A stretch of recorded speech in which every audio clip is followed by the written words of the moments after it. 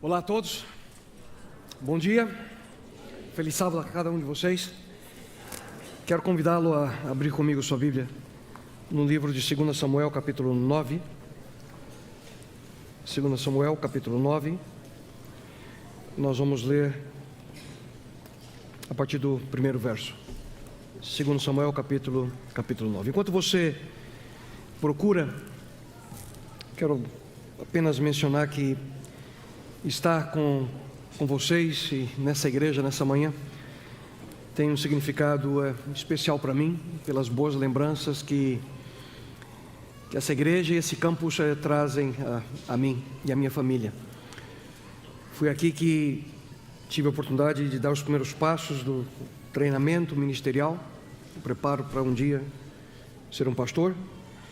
Foi aqui também que tive o privilégio de fazer amigos que carrego até hoje, e um desses grandes amigos é o pastor Gilson, sua esposa Miriam, e é uma alegria imensa, querido, obrigado pelo convite, de poder compartilhar a palavra de Deus aqui no púlpito que hoje é teu. E quero dizer uma coisa a vocês, que privilégio vocês têm de ter essa família, nesse momento, liderando essa comunidade. Aproveitem ao máximo esse casal maravilhoso. E foi aqui também que eu tive o privilégio de conhecer minha melhor amiga, minha amada, mãe dos meus filhos, a minha querida esposa. Tremendo privilégio e presente que Deus deu para mim. Por falar na Nereida, pouco tempo atrás eu estava retornando de uma viagem. Hoje a gente está morando nos Estados Unidos, cerca de 2 horas da cidade de Chicago. E cheguei cansado, um compromisso longo que eu tive, com fome. E naquela viagem eu tinha deixado o carro no estacionamento do aeroporto. E estava viajando com o carro da Nereida, não com o meu. Peguei o carro dela e logo que entrei na pista principal, indo em direção a Andrews, havia, né, porque destruíram, pertinho de O'Hare, em Chicago, uma daquelas praças de alimentação que fica sobre a pista, como esse shopping Serra Azul, indo para o interior de São Paulo. Eu decidi parar para comer alguma coisa e rapidinho ao banheiro. Estacionei o carro, entrei, comi, fui ao banheiro, voltei. Quando eu chego onde eu deixei o carro e olho, o carro não estava lá. Na hora eu pensei: Senhor, roubaram o meu carro. Na realidade, não roubaram meu carro, roubaram o carro da Nereida. E eu pensei, eu morei em São Paulo a minha vida inteira, nunca foi roubado lá o carro, né? E agora aqui nos Estados Unidos levaram o meu carro. E no desespero eu falei: o que eu faço? Eu ligo para a polícia. Eu falei: vou ligar para a dona do carro primeiro. Liguei para a Nereida. Liguei para ela e falou: linda, você não vai acreditar. O que foi? Roubaram o seu carro. E o que eu faço? Eu não sabia o que fazer. E ela ficou também muda do outro lado, e eu pensei: eu vou ligar para a polícia, porque eu nem sei como é que funciona esse negócio de carro roubado aqui na América. E na hora que eu estava conversando com ela, eu virei para o prédio, eu estava no estacionamento, virei para o prédio e falei: queria roubar o McDonald's também. Porque quando eu entrei tinha um McDonald's e agora não tem mais, tem um Taco Bell. Aí eu disse para ela: amor, eu já te ligo, tá? Desliguei. Aí eu entrei no prédio e fui atravessando para o outro lado. Aí você já descobriu o que aconteceu, né? Eu entrei por uma porta e saí pela outra. Quando eu atravesso, olho, e é idêntico às vagas, a localização. Lá estava o carro da Nereida. Porque se eu tivesse chamado a polícia explicando para eles a minha loucura. Sabe o que aconteceu? Isso porque eu estava distraído. E quando a gente fica distraído na nossa vida, muita coisa acontece sem a gente perceber. Quando a gente está distraído, principalmente na nossa vida espiritual, às vezes a gente não percebe as circunstâncias ao nosso redor. Às vezes a gente não consegue se lembrar, por exemplo, da maneira pela qual Deus atuou na nossa vida no passado. E uma das tristes consequências de quando nós nos distraímos é que nós não conseguimos lembrar das promessas de Deus para nós. Infelizmente, Tem momento que pela distração nesse mundo, a gente se esquece das promessas de Deus a nós. Convido você nesse momento a fechar seus olhos e vamos conversar com Deus. Pai querido, vamos ler Tua palavra nesse momento. E Senhor, que as palavras que escutaremos agora não sejam palavras de um ser humano, mas sejam, Senhor, palavras provenientes de Teu trono, e que elas encontrem abrigo seguro no coração de cada pessoa que aqui se encontra, e aqueles que estão tendo a oportunidade de assistir online ou verão no futuro. Por favor, bom Deus, que apenas tão somente a beleza, a santidade e a perfeição de Jesus Cristo possam ser transmitidos a despeito do instrumento imperfeito. Pai eterno, te suplico, fala a nós. Isso eu rogo a Ti em nome dEle, Teu Filho amado Jesus. Amém, Senhor. 2 Samuel 9, verso 1 diz: perguntou Davi: resta ainda alguém da casa de Saul para que eu trate com bondade por amor de Jonatas? Havia um servo na casa de Saul cujo nome era Ziba. Chamaram-no que viesse a Davi. Disse-lhe o rei: és tu Ziba? Respondeu ele: teu servo. Perguntou o rei: não há ainda algum da casa de Saul a quem eu possa mostrar a bondade de Deus? Ziba respondeu ao rei: ainda há um filho de Jonatas, aleijado de ambos os pés. Perguntou o rei: onde está? Respondeu Ziba ao rei: está na casa de Maquir, filho de Amiel, em Lodebar. Assim mandou o rei Davi trazê-lo da casa de Maquir, filho de Amiel, em Lodebar. Vindo Mefibosete, filho de Jonatas, filho de Saul, a Davi, prostrou-se com o rosto em terra e se inclinou. Disse-lhe Davi: Mefibosete. Respondeu ele: teu servo. Disse então Davi: não temas, pois de certo usarei de bondade contigo por amor de Jonatas, teu pai, e te restituirei todas as terras de Saul, teu pai, e sempre comerás pão à minha mesa. Mefibosete se inclinou e disse: quem é teu servo, para teres olhado para um cão morto como eu? Essa é uma história, queridos, que é centrada em uma promessa. Por acaso algum de vocês já prometeu algo a alguém que foi difícil cumprir? Às vezes a gente entra numa enrascada, a gente fala: prometo algo para alguma pessoa, e depois é complicado você de fato concretizar a promessa, cumprir a promessa. Principalmente a nós que somos pais, a gente entra em cada enrascada com os filhos, porque eles forçam a gente a prometer alguma coisa, e você promete e depois vê quão difícil é cumprir. Lá em casa aconteceu anos atrás. Eu estava no escritório um dia trabalhando, escrevendo. De repente chegou a minha filha mais velha, era pequena ainda, aí já está com 17 anos, mas ela era bem menor. Entrou no escritório e começou a conversar comigo: pai. E sabe quando você vai conversando com o filho, mas você não dá total atenção que você está escrevendo, e ela conversando com você, e a conversa vai, conversa vem, e aí já vem com esse papo: pai, eu quero um cachorro. Eu falei: que legal, filha. E eu adoro cachorro, eu gosto de cachorro, né? E eu falei: que legal, filha, que legal, vamos pensar em ter um cachorro. E a conversa vai, conversa vem, e ela fez a pergunta: tá bom, pai, você promete? E eu ali, na minha empolgação, já que eu gosto mesmo, foi fácil falar: prometo, filha, prometo. Filha, deixa eu trabalhar. O problema foi que eu não falei com a mãe antes, né? Sobre o cumprimento da promessa. Aí conversei com a Nereida, e ela não gostou muito da história, porque ela não gosta tanto de cachorro como eu. E ali a gente tentou, de alguma forma, chegamos num acordo, mas tinha que esperar um pouquinho mais, porque a Gabi tinha recém-nascido, era bebê, e a Nereida queria que ela fosse um pouquinho maior. E a gente começou a utilizar a Gabi de desculpa para a Isa.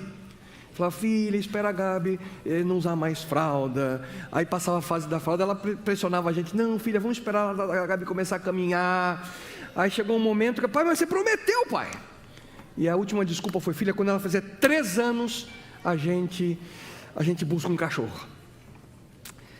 A Gabi fez 3 anos, 9 anos atrás. Desnecessário dizer que o Alex tem 9 anos, está 9 anos com a gente. Ela completou 3 aninhos, a gente buscou o membro da família, que ficou um tempinho por aqui, mas está com a gente lá na América. A gente tem bastante carinho por ele. mas não foi tão simples cumprir a promessa que eu tinha feito. Há promessas complicadas, queridos, outras mais simples. A grande questão é a maneira pela qual nós nos comprometemos e o desejo de fato de cumprir ou guardar aquilo que a gente diz. E nesse texto que nós acabamos de ler, minutos atrás, aqui a gente encontra pelo menos dois personagens principais, Davi e Mefibosete. E na história, quando você lê como um todo, você percebe que é uma história que traz a importância da amizade, uma história que traz aspectos relacionados com a graça, aspectos relacionados com bondade, compaixão, mas acima de tudo nesse texto nós encontramos o relato, a história de uma promessa que foi cumprida. As circunstâncias finalmente mudaram ali na vida de Davi. Ele finalmente encontrou um momento de paz. Depois de anos ali lutando contra os filisteus, fugindo de Saul, tentando se estabelecer, e ele finalmente chega um momento em que as coisas estavam bem para ele. Davi foi coroado rei, palácio ali, tinta fresca, a arca estava na cidade, financeiramente o reino estava bem. E naquele momento, quem sabe a gente pode imaginar que Davi teve um flashback, um recordar do seu passado. Olhando ao redor, contemplando ali a sua posição, o momento que ele havia chegado, a gente pode imaginar que ele pode olhar para trás e, lembrando-se dos momentos que ele viveu como um pastor de ovelhas, lembrando-se do momento em que Samuel derramou o óleo sobre sua cabeça, ungindo, dizendo para ele: olha, você vai ser o rei. Ele sabia daquela promessa de Deus, mas na realidade a promessa não se cumpriu naquele momento. Samuel, depois de ungí-lo, voltou para sua casa. Davi voltou para o campo para cuidar das ovelhas. Mas a história continua, vai progredindo. Momento em que ele se vê naquela situação em enfrentar aquele gigante, a vitória, os problemas que ele começou a enfrentar com Saul, todas as vezes que ele quase perdeu sua vida no ódio do rei contra ele. Você e eu conhecemos bem a história. Mas Davi sabia que naquele momento ele só havia chegado àquela circunstância em virtude da ajuda, do auxílio direto de um amigo, um grande amigo seu, Jonatas, filho do seu maior inimigo, Saul. Davi sabia que ele não estaria na situação que naquele momento ele estava, não fosse seu amigo Jonatas. E naquele momento Davi se recorda claramente o momento em que uma vez mais foi salvo por Jonatas, e o momento em que Jonatas fez com que Davi aceitasse prometer algo. E a gente encontra esse momento lá no primeiro livro de Samuel, capítulo 20, versos 14 até 17. Davi nunca se esqueceu daquele dia, o dia em que Jonatas fez com que ele prometesse algo especial. 1 Samuel 20, 14 a 17. Jonatas disse: se eu continuar vivo, mostre a lealdade do Senhor a mim, mas se eu morrer, jamais deixe de mostrar a sua lealdade para com a minha família, inclusive quando o Senhor eliminar da face da terra todos os inimigos de Davi. Assim Jonatas fez uma aliança com a família de Davi, dizendo: que o Senhor chame de inimigos de Davi para prestarem contas. E Jonatas fez Davi reafirmar seu juramento por causa de sua amizade por ele, pois ele havia se tornado seu amigo leal. E naquele momento Davi se lembra da promessa, e ele tinha uma convicção no seu coração, ele precisava cumpri-la. E é por essa razão que chegamos no contexto do texto que lemos há pouco. É por essa razão que Davi pergunta: resta ainda porventura alguém da casa de Saul para que eu use de bondade para com ele, por amor de Jonatas. E queridos, no momento que Davi fez essa pergunta, foi uma confusão tremenda ali no palácio, na corte. Por que se preocupar com um dos descendentes de Saul? Davi estava numa situação confortável, tranquila, era uma nova administração, uma nova era tinha começado. Quem se importa com o passado? Davi se importa. Naquele momento ele lembrou da promessa, e essa era a razão. Eu tenho uma promessa a cumprir. Jonatas havia morrido, queridos, mas não a promessa que Davi havia feito. Davi, ele tinha muitas razões, na realidade, para esquecer daquilo que ele havia prometido. Eles eram jovens, idealistas, no momento que juntos ali ele fez a promessa. E eu pergunto a você, quem de nós mantém as promessas que a gente faz na juventude? Hein? Saul era cruel, traiçoeiro. Quem precisa honrar o filho de um traidor? Davi tinha um reino para cuidar. Quem tem tempo para aquilo que é supérfluo? Davi tinha razões para simplesmente colocar de lado. Esquece. Para quê? Para que se preocupar com isso? E queridos, como é fácil a nós, seres humanos, nos esquecer de algumas das promessas que nós fazemos. Infelizmente, como pastor, amigo Gilson, eu tenho certeza que você já passou diversas situações, como eu já passei, quando a gente vê a triste decisão de um marido e uma esposa, se esquecem de uma promessa que haviam feito no passado diante de Deus e encontram simplesmente na separação um caminho mais fácil para resolver o problema. Quantos de nós, quem sabe em questões comerciais, aqueles que têm sociedade, chegam a dizer, ele quebrou a parte dele do trato, da promessa, por que eu não posso quebrar a minha? Promessas quebradas, promessas que colocamos por terra. Promessas. E na realidade achar um descendente aqui de Jonatas não foi uma coisa tão simples assim. Praticamente ninguém sabia onde começar a busca.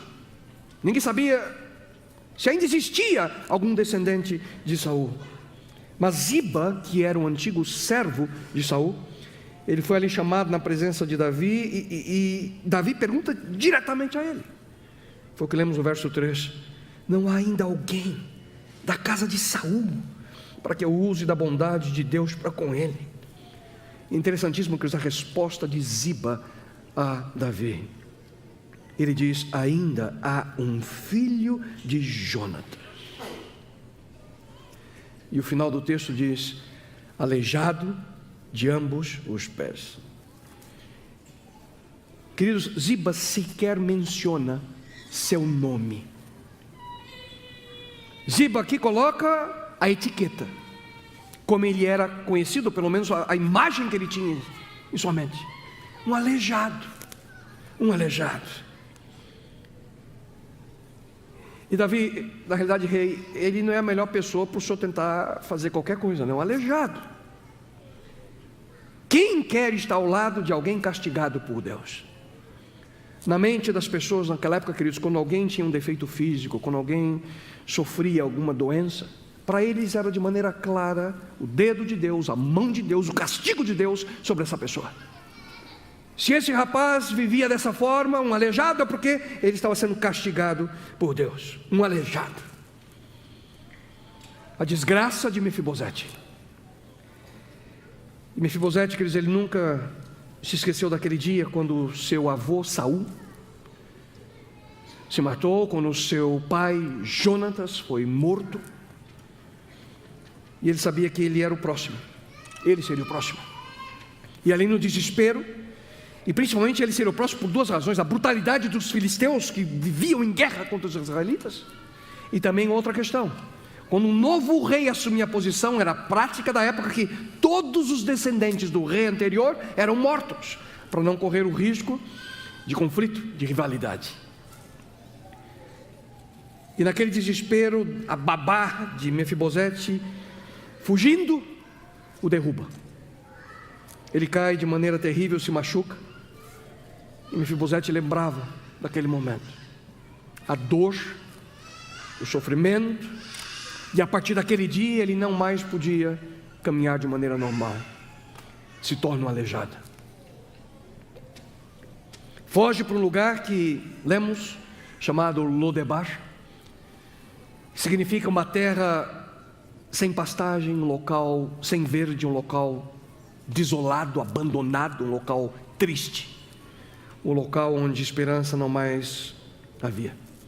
E essa era a vida de Mefibosete, alguém que vivia, queridos, sem esperança, e além disso com medo, medo dos filisteus e medo principalmente do rei, medo de Davi. Do ponto de vista humano, ele era o legítimo herdeiro do trono, e agora ele vivia ali vítima de uma queda, vítima de suas circunstâncias, aleijado numa terra estranha, numa terra abandonada, vivendo a ameaça da morte iminente. E foi lá em Lodebar, queridos, que Mefibosete ele perdeu sua posição, foi lá que ele perdeu seu prestígio, foi lá que ele perdeu a sua superioridade, foi lá que ele perdeu a sua posição, foi lá que ele perdeu a sua autoestima, foi lá que ele perdeu o sentido de vida, porque constantemente Mefibosete vivia com medo. Quando descobrirão que eu ainda vivo? E dia após dia, quem sabe, ele olhava à distância, esperando o momento em que soldados viriam, o levariam ao palácio, e ele seria morto. Essa era a vida de Mefibosete. E lá ele se escondia. Lá em Lodebar, um príncipe se torna um indigente. Lá em Lodebar, alguém com um futuro promissor se torna alguém sem qualquer sentido para viver. E lá em Lodebar, 20 anos se passaram dessa triste, melancólica e sem qualquer esperança situação. Mas de repente, para sua surpresa, aquilo que ele esperava e aquilo que ele evitava, ele vê à distância. Eu sabia que isso ia acontecer. E à distância, Mefibosete vê a carruagem real se aproximar. Descobriram que eu ainda estou vivo. Os soldados se aproximam, dão ordem a ele, o rei está te chamando. E na mente de Mefibosete, ele só pensava no pior. Chegou o momento, o meu último dia de vida. Eu fico imaginando ele ali dentro do transporte que providenciaram para ele, indo em direção a Jerusalém. Chegou o meu fim. Um homem que vivia aterrorizado pela angústia e pelo medo, amargo com a vida pelas circunstâncias e temeroso do destino que ele sabia que um dia chegaria. Quando ele se coloca ali diante de Davi, diz o texto bíblico, lemos há pouco, que ele se inclina, coloca seu rosto em terra e, para sua surpresa, ele ouve dos lábios do rei: não temas. Não temas, porque usarei de bondade para contigo por amor de Jonatas teu pai. E te restituirei todas as terras de Saul teu pai, e tu comerás pão sempre à minha mesa. De Lodebar ele foi levado, queridos, para o palácio real. Do anonimato, agora ele é levado para uma vida que recomeça. E onde que recomeça a vida de Mefibosete? À mesa do rei. Às vezes eu fico imaginando como eram as refeições a partir desse momento. Já imaginaram ali na mesa? Davi sentado para comer, Salomão, Absalão, Tamar, Mefibosete na mesma mesa. De uma vida de desespero, de angústia, de medo, agora ele tinha o privilégio de comer todas as refeições no palácio real. Teve ali restituído a si os bens que eram de sua família. Se você leu a continuidade do texto, Ziba é destinado juntamente com a sua família a servirem Mefibosete por todo o tempo que ele vivesse. Uma transformação de vida completa em um segundo. E a pergunta que eu tenho para você nesse momento é a seguinte, a pergunta mais importante dessa manhã: o que Mefibosete fez para merecer tamanha bondade? Te dou 5 segundos para você pensar. O que Mefibosete fez para merecer tamanha bondade. O que ele fez? Não ouvi. Absolutamente nada. Mefibosete não fez nada. E de repente sua vida foi completamente transformada. Na realidade, o que Mefibosete não sabia é que havia uma promessa que seria cumprida.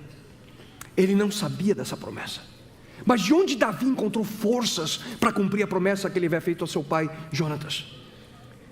Davi, ele encontrou forças não na história dele, mas ele encontrou forças na história de Deus, no relacionamento que ele tinha com Deus. Davi sabia muito bem aquilo que nós encontramos em Deuteronômio 7:9. Saibam, portanto, que o Senhor, o seu Deus, é Deus.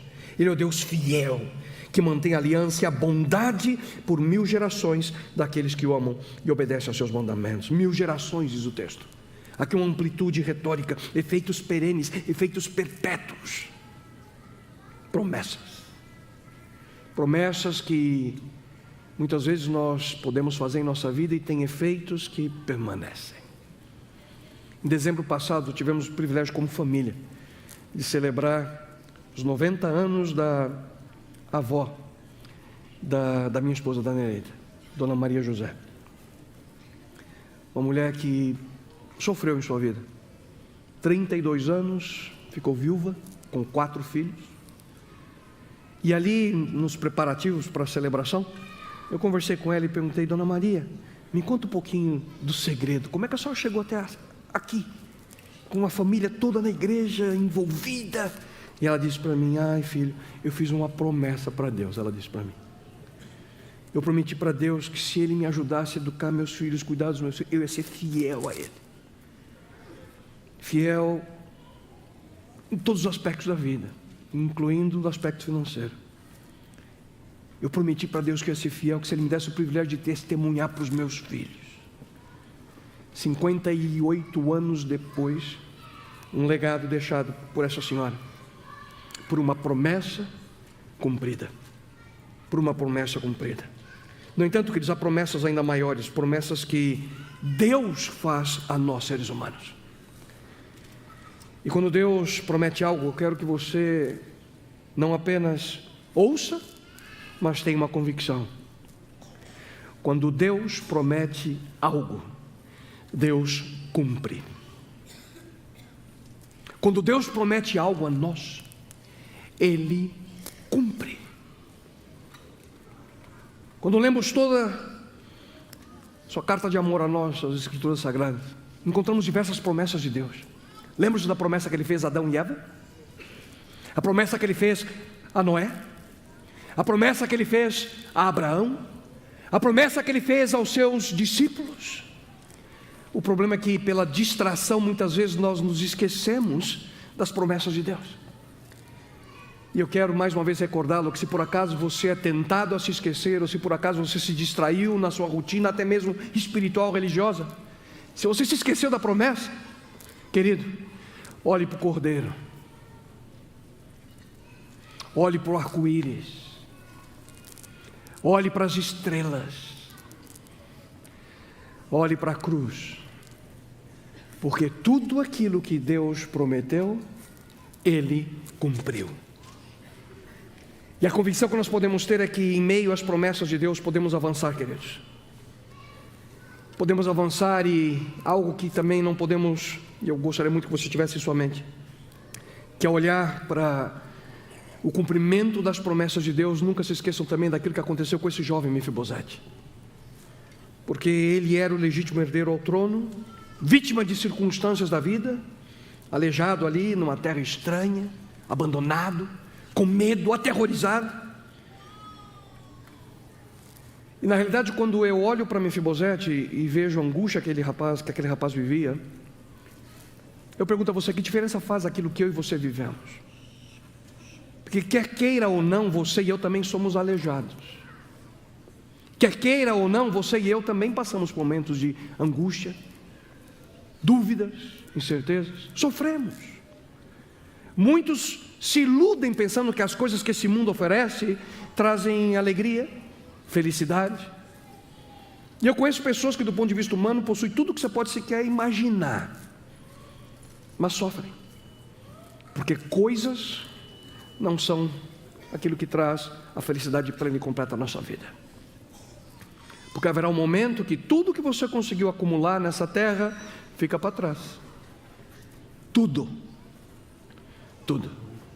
E é no momento que você se depara com aquela porta que se abre para a eternidade ou não, que você precisa se perguntar: valeu a pena? Do que eu vivo? Qual é o direcionamento, a força que tenho na minha vida, a orientação? E queridos, nesse momento nós precisamos nos recordar de nossa real situação. Repito, todos nós somos defeituosos, pecaminosos e sofremos assim como Mefibosete. Do ponto de vista espiritual, as mesmas dificuldades, somos aleijados. Mas de repente, quando nessa situação de perdidos, abandonados com medo, você e eu, quem sabe, ouvimos no passado, e você se lembra bem como aconteceu. Foi através, quem sabe, de um parente, foi através de um amigo, foi através da sua mãe, do seu pai, de uma mensagem de um pastor, de uma música, que a sua vida foi transformada. Foi nesse momento que parece que a esperança chegou ao seu coração, à sua vida, à sua existência. Era um momento que você percebeu que para você e para mim também tem um lugar na mesa do Rei. Foi um momento que nós entendemos que esse Deus tem amor por mim, tem amor por você. E é nesse momento que nós percebemos e descobrimos que é o sonho dele que nós façamos parte da sua família. E hoje estamos aqui. A razão de estarmos aqui é porque um dia você disse: eu quero, eu aceito. E aqui estamos, queridos. E a mesma pergunta que eu fiz para vocês minutos atrás, faço agora. Você merece? Eu mereço? Quem de nós merece um local cativo com nosso nome na mesa do Rei? Na mesa do Rei desse universo? Será que é o nosso sobrenome que nos dá essa possibilidade? Nossa família, nossa história passada, nossa conta bancária, sua formação acadêmica, seu emprego, sua profissão? Nós merecemos por qual razão?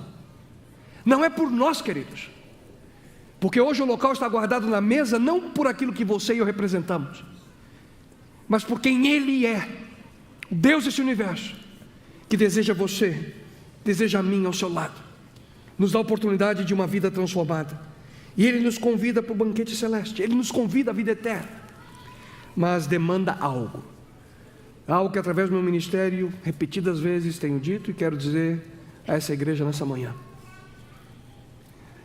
para que eu e você possamos estar lá no banquete eterno. Demanda uma escolha, uma decisão, não apenas a escolha e a decisão pelo batismo. Hoje celebramos um batismo aqui, algo maravilhoso quando alguém se entrega a Cristo, mas uma escolha que precisa se repetir a cada dia, uma escolha, uma decisão, porque nós também, queridos, caímos,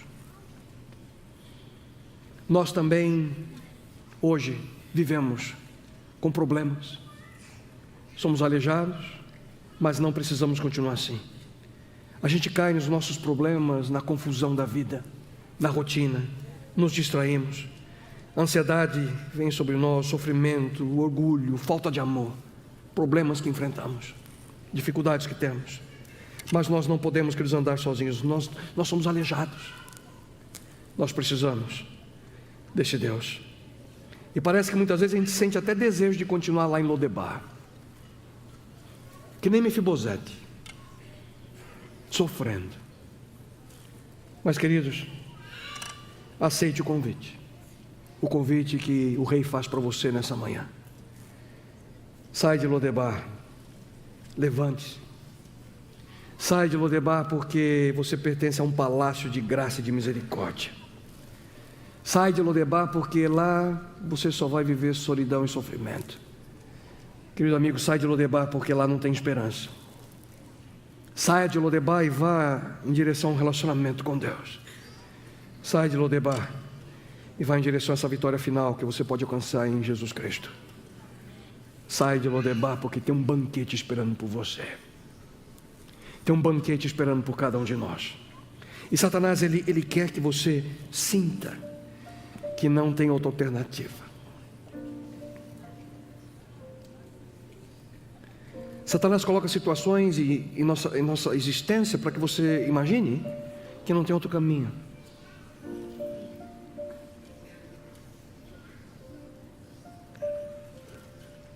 Ele te acusa, te traz culpa.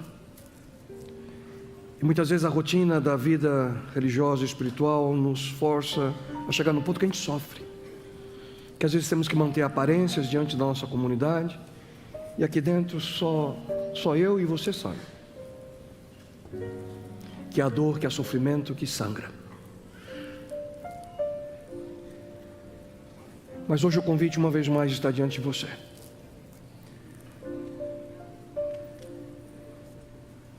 O Rei desse universo está dizendo: filho, eu tenho um lugar na minha mesa para você. Tem teu nome. Tem um lugar nessa mesa para cada um de nós, com o teu nome. Deus quer você ao seu lado. Se você ler todas as Escrituras, você vai se surpreender, se já não percebeu que o tema é único. Em todas as Escrituras há um fio condutor através dela. Um Deus que deseja estar conosco. Um Deus que busca estar do teu lado. Quando nossos primeiros pais caíram, Deus tomou a iniciativa. Ele foi em direção a eles: filho, onde você está? O Rei do universo, o Criador: filho, onde você está?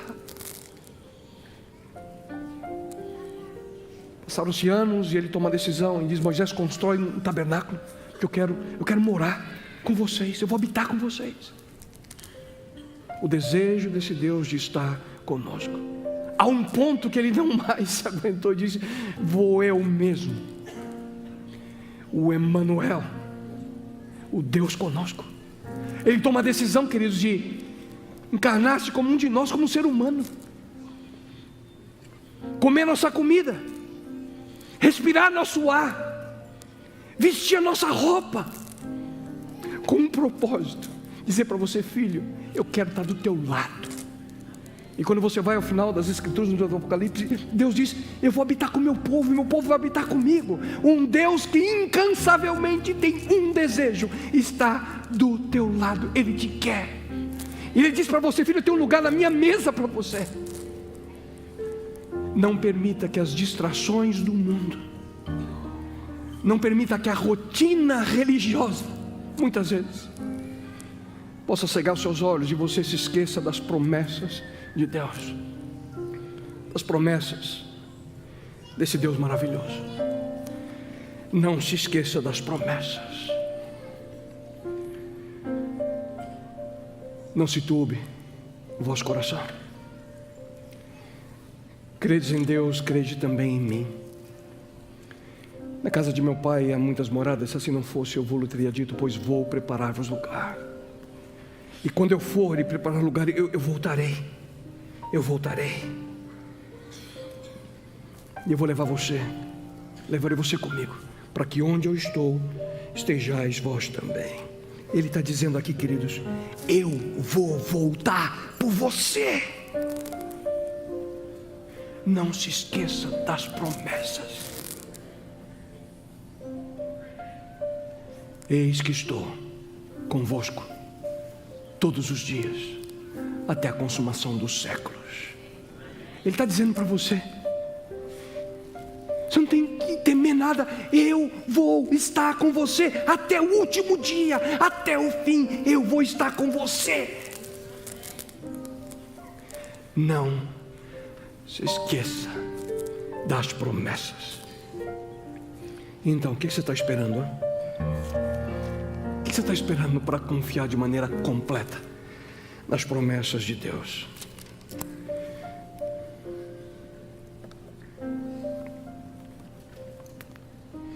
Espero que você tenha entendido algo. Esse Deus sempre cumpre aquilo que Ele promete. Ele sempre cumpre aquilo que promete. Deus eterno, sou obrigado porque em Tua palavra podemos encontrar histórias como essa de Davi e Mefibosete, uma história que nos mostra o valor do cumprimento de uma promessa. Uma história que mostra ali a bondade, a amizade, a graça, mas quão importante é cumprir com aquilo que prometemos. Mas, bom Deus, de uma maneira mais ampla ainda podemos ver de maneira extraordinária que cada uma de Tuas promessas que Tu fizeste no passado ao Teu povo, Tu cumpriste, Senhor. E nós estamos seguros de que as promessas que Tu fizeste relacionadas ao futuro se cumprirão. Mas há promessas a nós hoje que Tu deixaste, Senhor, que suplico a Ti. Se há entre nós pessoas que se sentem como um Mefibosete aleijado, sofrendo com dor, angústia, medo, que eu possa uma vez mais escutar de Ti hoje: filho, eu estou contigo a cada dia. Filha, a cada lágrima que você derrama eu vejo, eu sei. Eu estou contigo. Não tenha medo. Não viva ansioso. Eu estou do teu lado. E filho, filha, eu tenho um lugar na minha mesa para você. Obrigado, Senhor, para que ao nos recordarmos dessas realidades, possamos ter uma nova vida. Uma vida de esperança e de alegria, compartilhando com as pessoas ao nosso lado de que nós vivemos em Tuas promessas. E isso eu te suplico em nome dEle, Teu Filho amado, nosso Salvador, a quem tanto amamos, Jesus Cristo. Amém, Senhor.